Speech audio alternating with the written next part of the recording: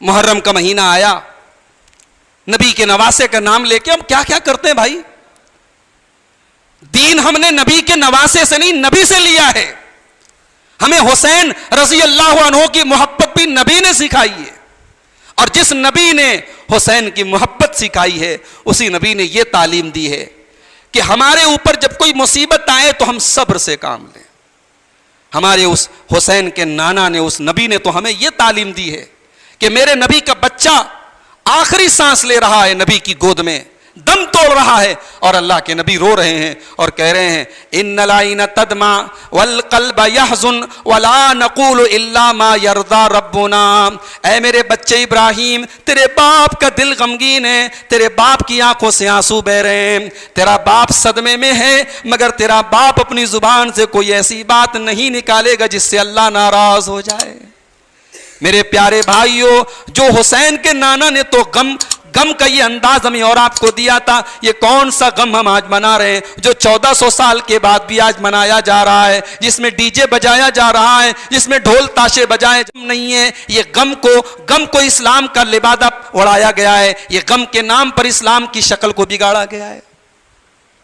ابھی میں مدھیہ پردیش گیا تھا, وہاں ایک بی جے پی کے نیتا تھے, انہوں نے بہت بڑا بورڈ لگایا تھا اور لکھا تھا, مراٹھی میں لکھا تھا کہ سارے مسلمانوں کو محرم کی شبھیچھا مطلب شبھ کامنا. انہوں نے سمجھا محرم بھی کوئی تہوار ہے خوشی کا, تو میں سب کو شبھ کامنا دیتا ہوں. بھئی غیر مسلم تو یہی سمجھیں گے نا, جو ہم شکل دکھائیں گے اسلام کی وہ یہی سمجھیں گے. تو بدعات نے آج ہمارے دین کی شکل کو بدل ڈالا.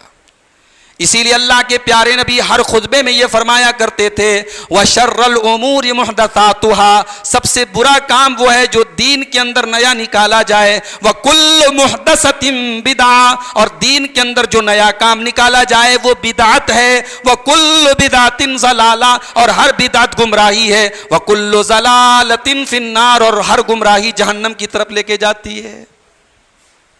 تو یہ چوتھا بڑا فتنہ ہے میرے بھائی, بدعات کا فتنہ.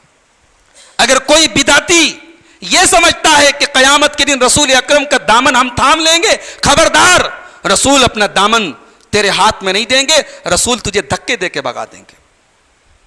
صحیح مسلم کی حدیث ہے, اللہ کے پیارے نبی جب حوض کوثر پہ اپنی امتیوں کو پانی پلا رہے ہوں گے, کچھ لوگ آئیں گے, اللہ کے رسول ان کو حوض کوثر کا پانی پلانا چاہیں گے, فرشتے روک دیں گے. فرشتے کہیں گے اے اللہ کے نبی آپ ان کو حوض کوثر کا پانی نہیں پلا سکتے.